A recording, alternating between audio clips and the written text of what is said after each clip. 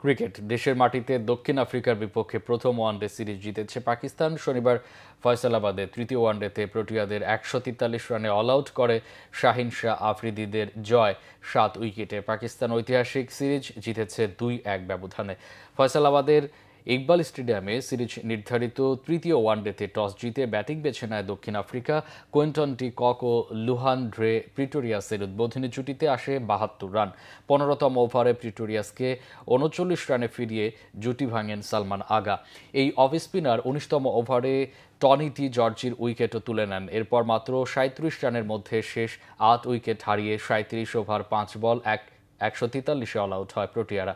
Quinton de Kock ৭০ বলে ৫৩ run করেন। Leg spinner Abrar Ahmed ১০ ওভারে ২৭ রান দিয়ে ৪ উইকেট নেন। ওয়ানডেতে এটাই তার সেরা বোলিং ফিগার।